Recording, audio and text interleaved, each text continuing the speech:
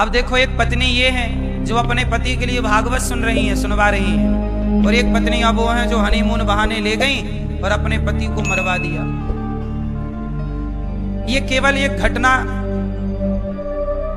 ये घटना ऐसी नहीं है कि वो लड़की ने अपने पति को मरवा दिया।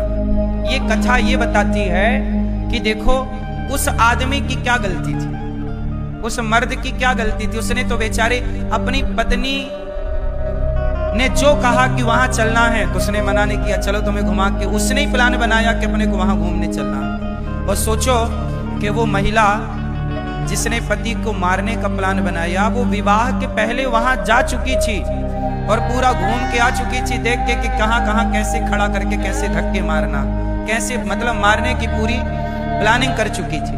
और शादी के बाद अपने पति को ले गई। राजा नाम था उसके पति का, ले गई। और वो देखो अब उस पति की क्या गलती थी बेचारे की। पति ने तो भरोसा किया ना भाई, कौन पत्नी अपने पति को, कौन सोच सकता है कि पत्नी मरवा देगी हमें। यदि ये विश्वास समाप्त हो जाए तो पूरी प्रकृति हिल जाएगी। अरे दूसरा कोई मार के चला जाए तो आश्चर्य नहीं, दुश्मन मारे, आतंकवादी मारे तो आश्चर्य नहीं। वो तो मारने ही आए हैं। अभी आतंकवादी आए और जात पूछ के हिंदू हो के नहीं, मार के चले गए। उनसे तो उम्मीद क्या कर सकते थे भाई, वो तो मारने ही आए थे, वो तो आतंकी थे।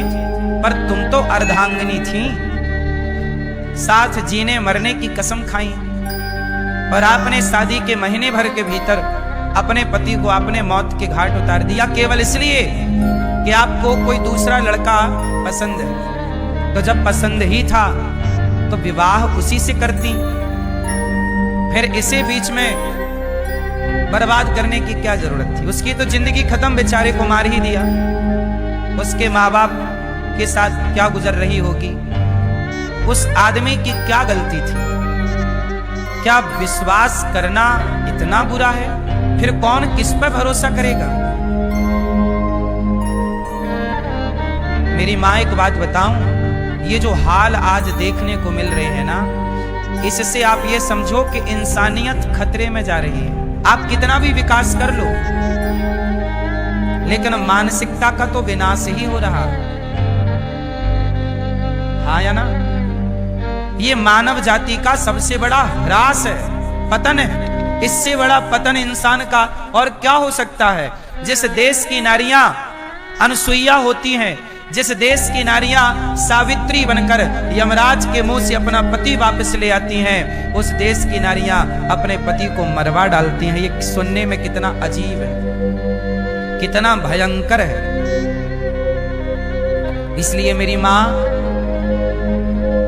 आजकल का युग है कि शादी ब्याह करने के पहले अपनी बेटियों को, अपने बेटों को बहुत अच्छे से समझ लो, जान लो, परख लो।